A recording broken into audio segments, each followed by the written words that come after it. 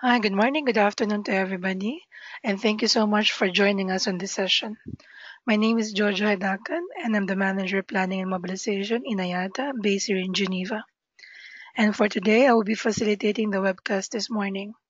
For logistics purposes, I just would like to highlight a few things, please. This session is recorded, and it will be sent out to all participating airlines, including those that were invited but wasn't able to attend. I will also send a Q&A document to all, and this Q&A document are from today's sessions and from the past sessions we had. If you have any questions, you have a Q&A box on the right-hand side of your screen. And please note that the session for today is intended for airlines that will be impacted by the next waves of implementation for NewGen ISS and TIP. So without further ado, I give you now to Christian Caspo, who is the Manager of Industry Adoption for NewGen ISS.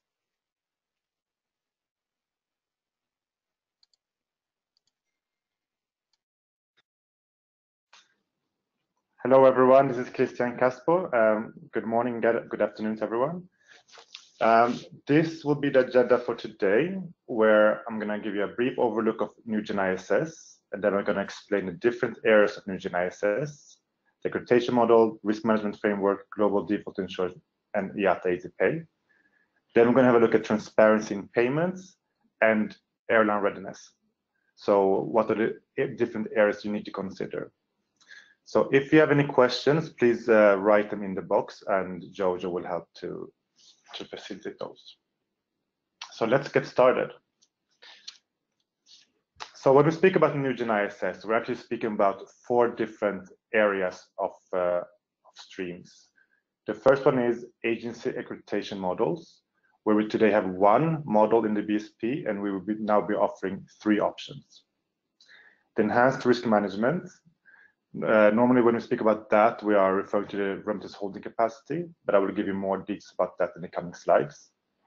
IATA EasyPay, which is a new form of payment, and the global default insurance, another option for financial security.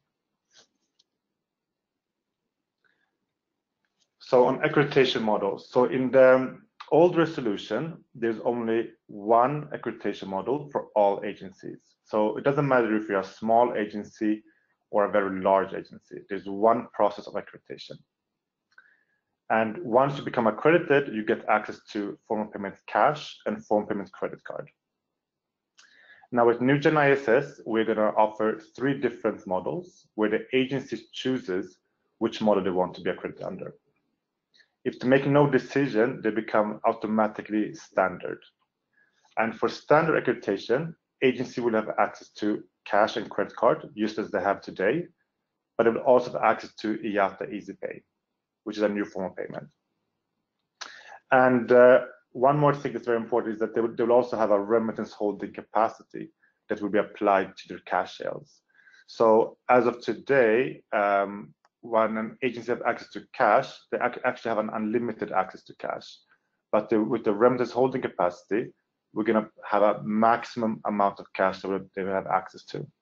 I'm going to explain that in coming slides. If an agency don't want to provide financial statements and financial security, they can go to a lighter option, which is Go Light. But those agencies will not have access to cash as form payment. They will only be able to issue tickets through IATA EasyPay or credit card. And if they have ADMs up to $5,000 equivalent in a quarter, we will also request a financial security for that. And then we have Go Global. This is for large agencies that operates in several BSPs. Today, these agencies need to become accredited in each and every country, but with Go Global, it's the head entity that becomes accredited, covering all the locations. And instead of yearly assessments, they will have quarterly assessments. And the parent entity takes legal and financial responsibility for the whole group. Any questions on the accreditation models? So far, so good. Okay. We move forward then. So on risk management framework, as mentioned before, today when agencies have access to cash, actually there is an unlimited access to cash. So an agency can have a bank guarantee of $30,000, but they can issue tickets for $30 million, for example. And we also have today a blind spot. So the GDS sends us a ratified 24 hours after sales have been done. So with the new risk management, we're going to have a maximum amount on the cash sales for the agencies, and we'll have a real-time sales monitoring from the GDS. So the GDS will send us real-time sales data. And we will also be able to offer EasyPay as a form of payment that makes that offers a safer selling. So how does the remittance holding capacity work? So if you look at this slide, you can see that there are two dark blue staples, and then there's some light blue staples. Those dark blue staples is the previous period sales of cash, and the light blue is the current period sales of cash. So every day the agency has more and more cash sales, and on day 3 it's a remittance day. So that is why the previous period sales are paid off, and then the agency continues selling. And you can see on day 6 the cash sales have reached to this dotted line. Now this dotted line illustrates the remittance holding capacity. So what happens here if the agency reaches the remittance holding capacity? IATA will then send a notification to the GDSs to restrict form of payment cash. We don't restrict the ticketing authority, but we restrict form payment cash. So if the agency wants to continue selling, they have IATA EasyPay as an option, or they can use a credit card, or they can do an advanced payment to the BSP, advanced cash payment. And of course, they can also adjust the financial security. So there are different options for them to manage the remittance holding capacity, but the point is that they cannot overreach this capacity on cash sales.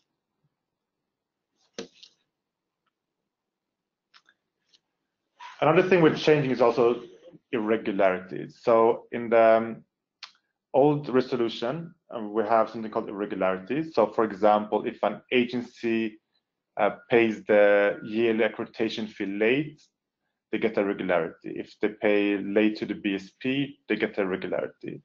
Once they get 2 irregularities in a year, they become technical suspended, which means that we withdraw the ticketing authority. They need to then go back to all the airlines and request that back again. So this is something that we're changing. So instead, we're going to have risk events and administrative non-compliance. So for example, anything that is related to accreditation requirements, for example, paying the fee late, that will no longer have an impact on the agency or a severe impact. Of course, they need to comply with that. But any event that is related to their financial standing or ability to pay will now be noted as a risk event. On this slide, we can see different kind of risk events and how long they stay in the history. So for example, if an agency has been defaulted and reinstated, that will stay in their history for 2 years. If an agency is new, that will stay in their history for 2 years. But for example, if they provided financial statements late, that will stay for 1 year. So depending on the severity of their event, it will have different impacts on their history. And why do we have this history? Well, now we're going to do an assessment on each agency that has access to, well, the Go Standard and Go Global. We have a look at the financial review, the same thing as we do today, but we're also going to do a risk history assessment, which is new. So these risk events that I mentioned before is related to this risk history assessment. So if an agency is passing both the review and the risk history, they become risk status A. And if an agency is risk status A, then their remittance holding capacity will be equal to a certain formula. They don't need to provide any financial security, only if it's mandatory by the local financial criteria. If the agency is failing either the financial review or the risk history, they become status B, and then they must provide financial security. And if the agency is failing both review and history, they become a C2C, and in this case, their remittance holding capacity will be equal to their financial security. So, for example, if an agency is providing a $50,000 bank guarantee, they can only issue cash up to $50,000. In addition to that, they also need to remit to the most frequent remittance cycle in the BSP, if there are multiple remittance cycles. Changes in the risk status will be provided to the airlines through the e-bulletin, and airlines can also do a search in the custom portal on agent code. Any questions so far?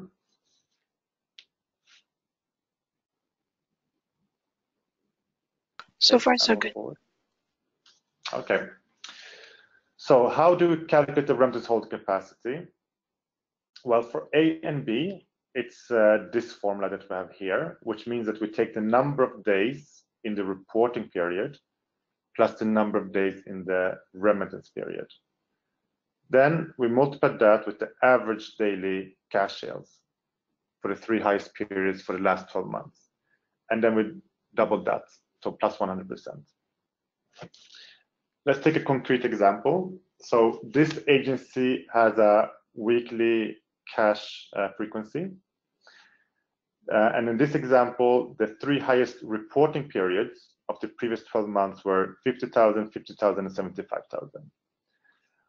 Then we add these amounts and we divide this by 21 because it's 21 days in 3 periods. And we get this 8,323 as an average daily sales. The remittance calendar, so the remittance period is weekly, which is 7 days. And in this example, the remittance period is 5 days. So remittance period is actually once the reporting period closes, how many days that agency has to pay that amount. In this case, it's 5 days. So we take 12 multiplied with this 8,333 multiplied with 2. So this gives the agencies room for growth and for peak sales, because the intention is not to stop their sales, but to actually to give for everyone to have the opportunity to make the sales, but to hinder these big bust outs that has happened before.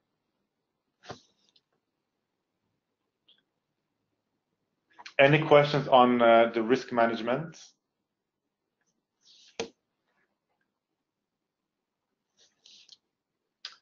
We move forward to global default insurance.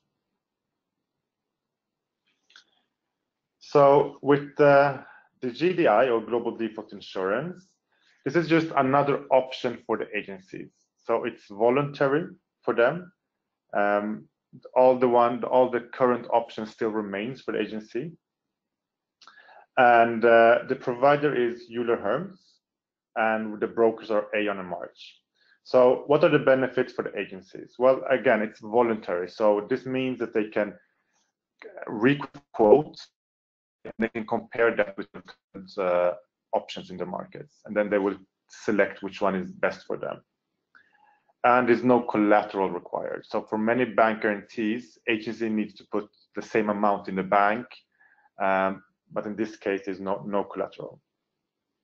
For airlines, this is a strong and reliable provider, so we can be more certain of claims in case the agency defaults. Because in some cases, we collect bank guarantees, but when we want to claim that guarantee, the bank doesn't pay us, so they have disappeared.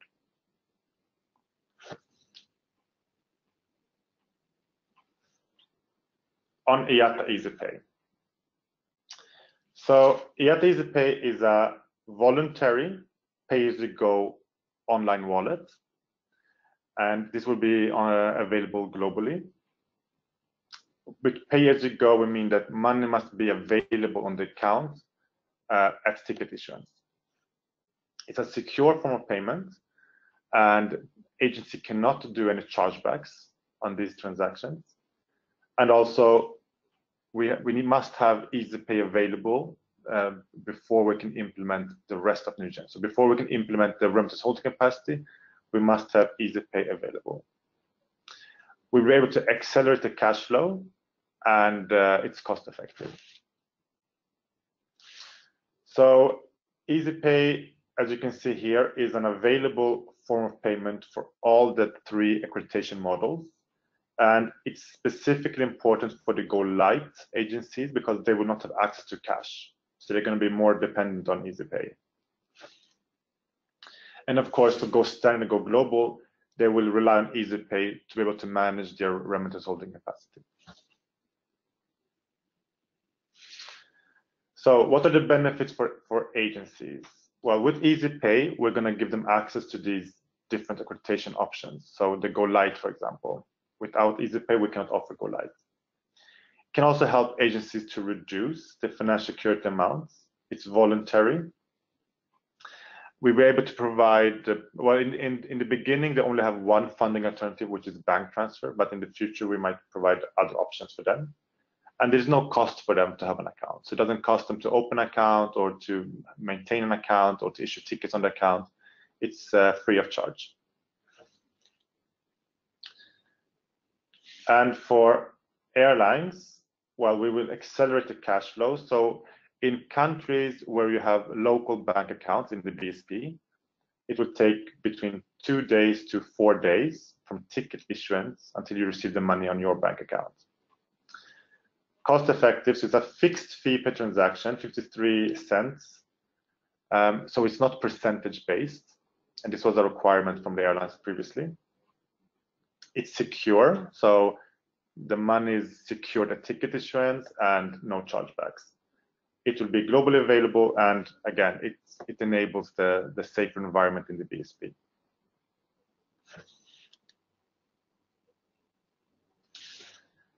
So what is an EasyPay number? So we speak a lot about EasyPay number, and what it is an 15 or 16 digit number. So either based on MasterCard or UATP. For each booking, one unique number must be generated, and then this number is inserted in the GDS. So it looks very much like a MasterCard or UATP number, but this is private labeled, so it has its own rules and it's not branded.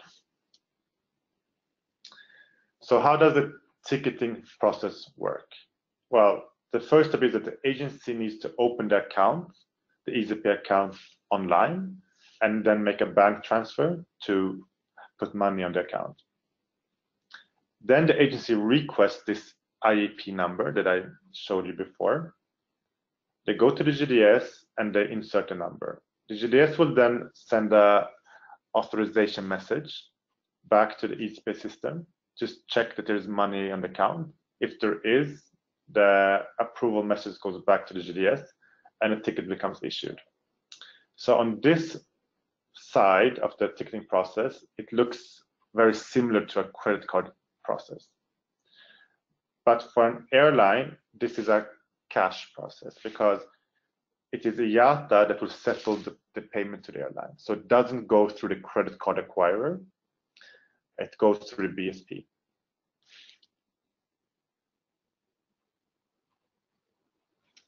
From an agency perspective, what they need to do is to verify that the airline accepts EasyPay. So we have the airline acceptance on BSP link. And then after they've done that, then they, of course, they enter the form of payment, the EasyPay number, expired date, and then the authorization process goes through. So for an airline, there will be 2 alternatives for EasyPay reporting. So tickets on the GDS should be issued either as CCEP or EP, depending on the GDS.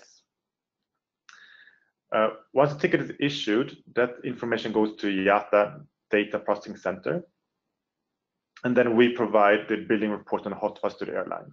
Now, the airline can decide if they want EasyPay transactions to be coded as CCEP on the hotfile or EP. This normally depends on who is your revenue accounting provider. because normally that provider will have a preference on either CCP or EP. And this is something that the airlines needs to inform IATA so that we can do the correct setup on the DPC. Here we can see, as of now, the readiness of the different GDSs. So Amadeus has created CCEP, and they are ready for that. Travelport and Sabre are not yet ready. So if a ticket will be issued with EasyPay on Travelport, the agency will need to use credit card, normal credit card ticketing process. Fairlogic and TravelSky working on EP. So they should be ready soon. So what does this mean? This means that a ticket can be issued as a credit card on the GDS. But the same process applies. So this credit card ticket goes to DPC. We will recognize that this is an EasyPay number because of the BIN number that is used. And we will still provide on the hot file either CCEP or EP, depending on what you've decided. Any questions on the reporting? I have a question on reporting, but there's a question about GDI. Can airline also join the GDI? No, it's for agencies only.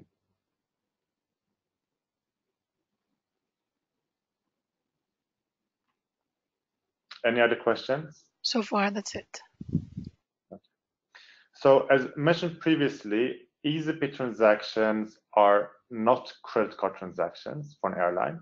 So it's IATA that settles this to you and we clear the funds.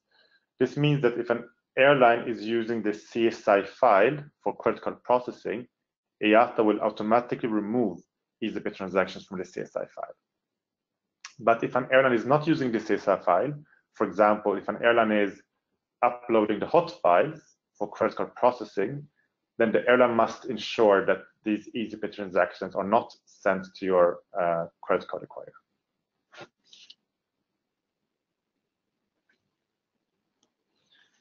So that is the area of NewGen ISS, explaining the 4 different streams. We're gonna now go into transparency and payments. So basically, what is TIP and why do we have TIP?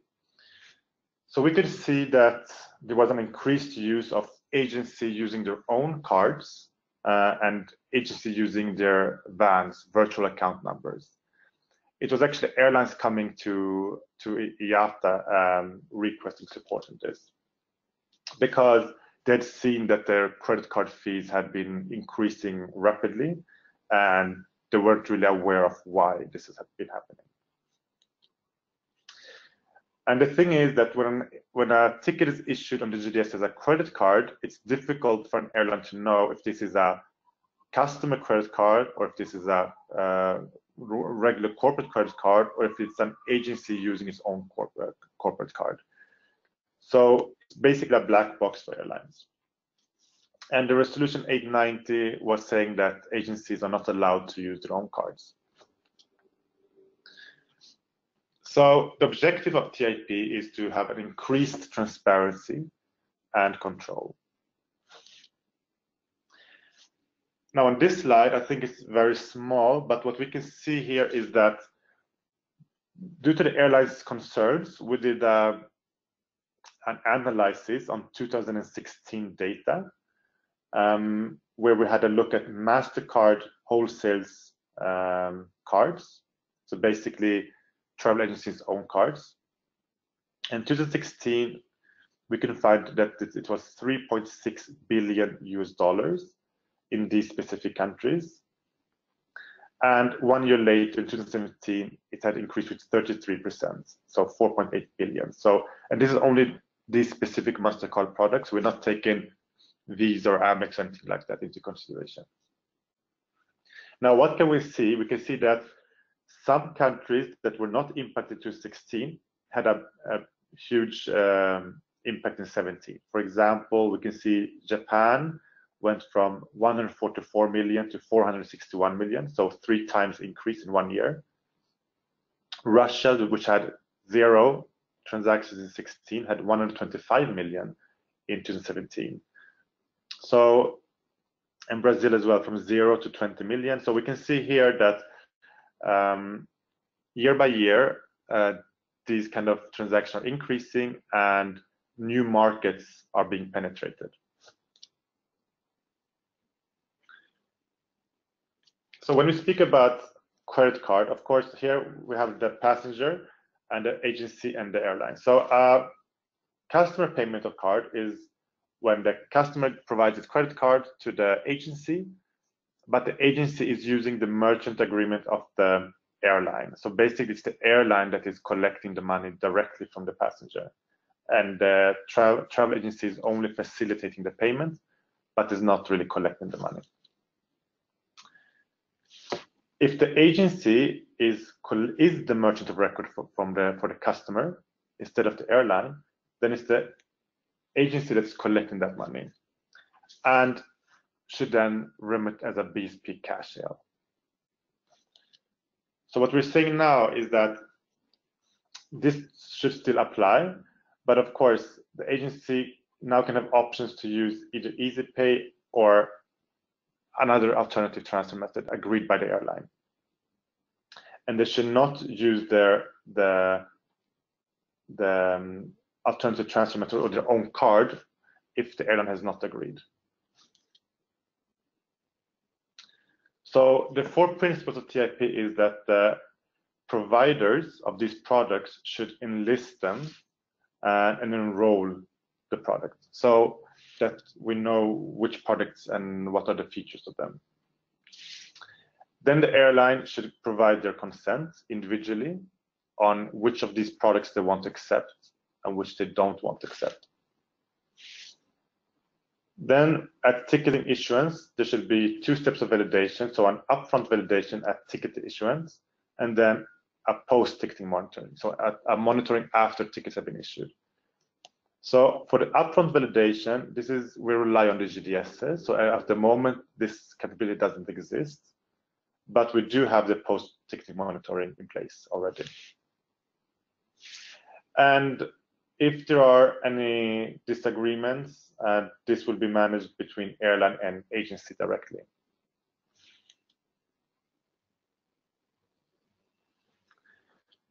So if I have a look at Resolution 890, so it has changed a bit. Basically, we're now saying that agencies are allowed to use, for example, their own cards, but only if it's permitted by the airline. So they should ask for your consent before they can use their own cards. Because there are many different kind of products, and some airlines might want to accept certain products and certain not. And this is effective as of 1st of March this year worldwide. So as an airline, maybe you've already received these kind of questions, but if not, you probably will be.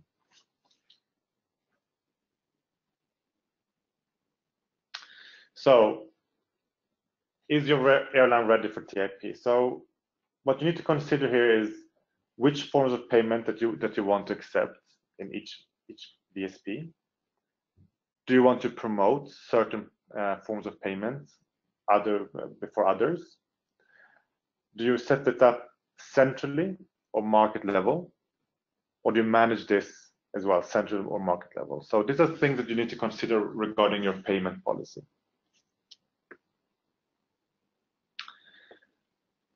So through BSP Link, an airline can manage the TIP either through HOMO user or LOMO user. So either multi-country user or single country user.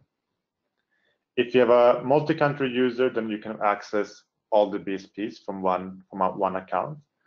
And if you have a single country user, they can only access that specific BSP. IATA is providing monthly reports. And in these reports, there's 3 different reports. One that shows transactions that have been done with the airline's consent, transactions that have been done without the airline consent. But this, of course, means that there must be enrolled products in TIP. And then we have also monitoring for unenrolled products that we believe are potentially non-compliant transactions. So if you remember that slide with the map of different countries, that is unenrolled products, and we can still provide reports on those. And this is done monthly through BSP Link and is available in PDF and CSV. And this is an example of a report. So basically, it shows the BSP, it shows the agency, it shows the ticket numbers, and well, the document, etc. So you can see the information here, and then you can decide if this is compliant or not.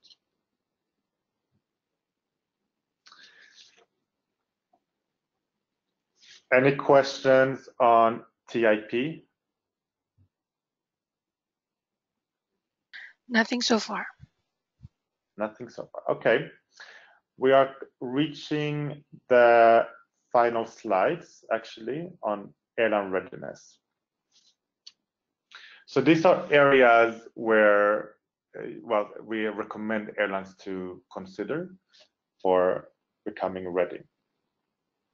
And we have 4 different areas, which is implementation, technical readiness, strategic considerations, and then communication. But here you can also see the market rollout. So we are today live with NewGen ISS in several markets. As you can see, several, a few in Africa, in North America, and in Europe and in Asia. And for Panama and Honduras, we're live with TIP only, not yet NewGen ISS. And more countries, of course, are coming forward. On this slide, you can have the tentative rollout plan, because sometimes countries are changed. But you can see that during this year, we have many more countries that will be rolled out. For example, we have Qatar, UAE, Mexico. We have, well, you can see the map here. There's many countries that are being rolled out. And this will continue also during next year.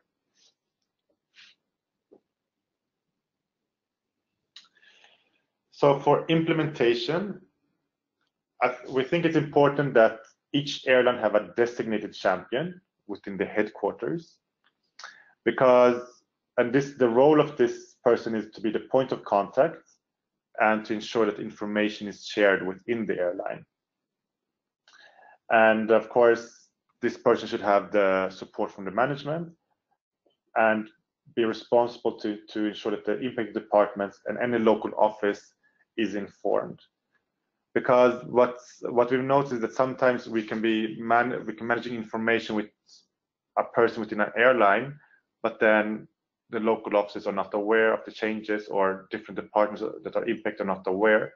So we always recommend to have a champion that takes the responsibility to share information within the airline.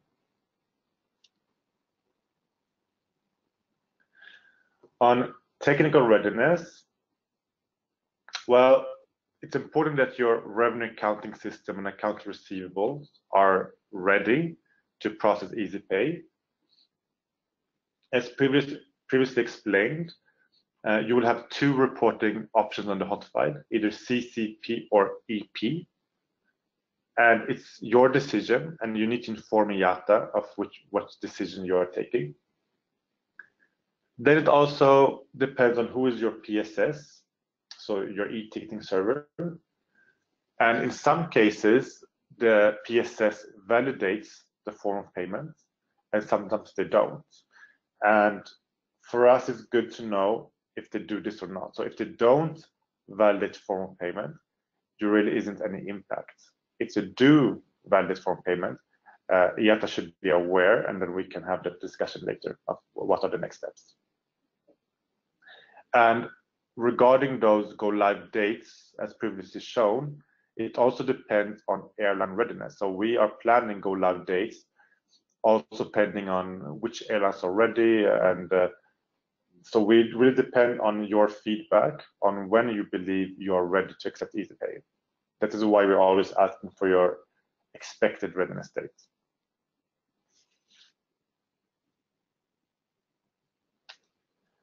On strategic readiness, I think I've said this a few times already, but EasyPay is an enabler of the RHC. So to be able to make the BSP safer by implementing the rooms holding capacity, we must have EasyPay in place before, because we must offer agency an option to continue selling tickets if they reach the RHC.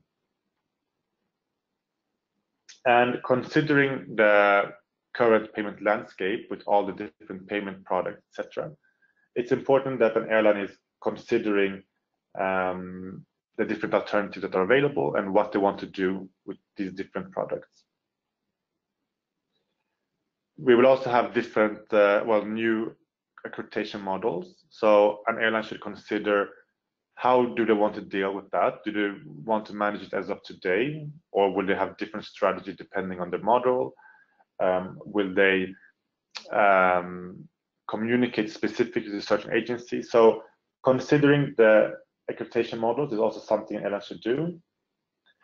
And of course, the risk management framework.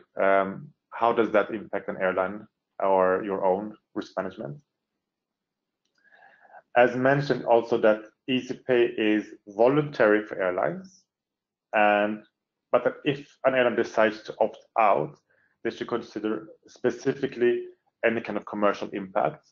So if an agency is under Go Light accreditation, then that agency might not be able to issue tickets on your airline.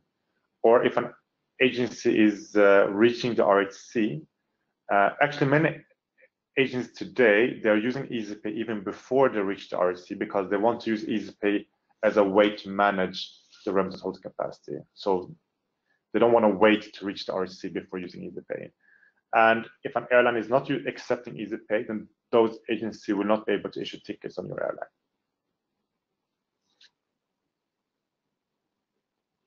And then on communication. So communication is very, very, very important, because IATA, we do communicate, but our communication goes through BSP Link and these kind of webinars as we're having now. But we don't really reach out to all the agencies. And that is why we think it's important that airlines also communicate. So you should communicate your own policies. For example, if you accept EasyPay, you should communicate that to agency so they know. Or any other kind of products, of course, not only EasyPay, but your own commercial policies should be communicated by yourselves. And of course, specifically in markets where you have an important market share, to help us spread information about NewGen ISS, or help us inform the agency where they can find more information by, for example, sharing a link or something like this.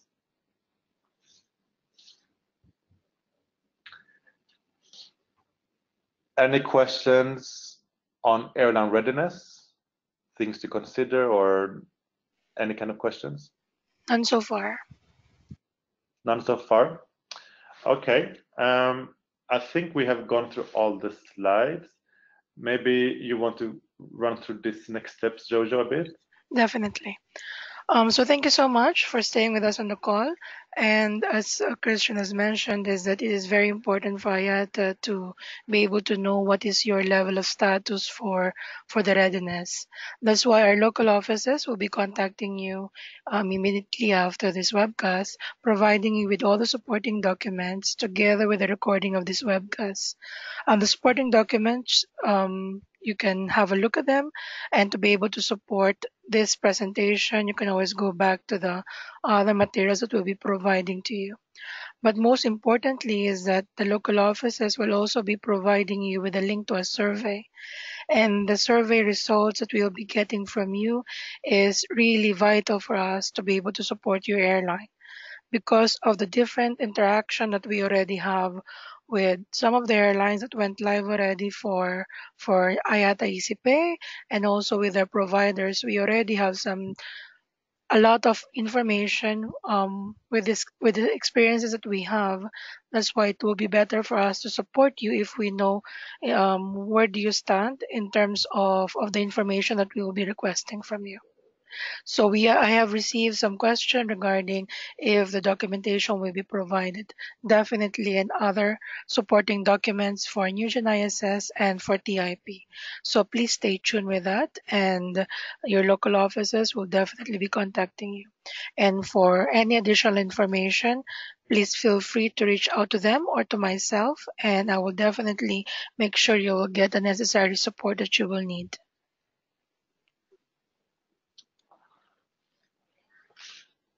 Yes, and just a final comment here that we do also have links and e-learnings that where you can find more information.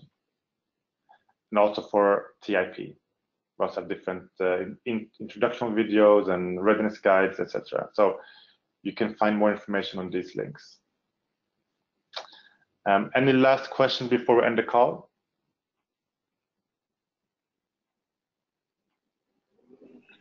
Okay, Good. so So thank you very much. thank you so much. And again, if something comes up, please feel free to reach out to us for any support or questions that you might have. So if there's no more question, thank you so much for your time and have a good day to everybody.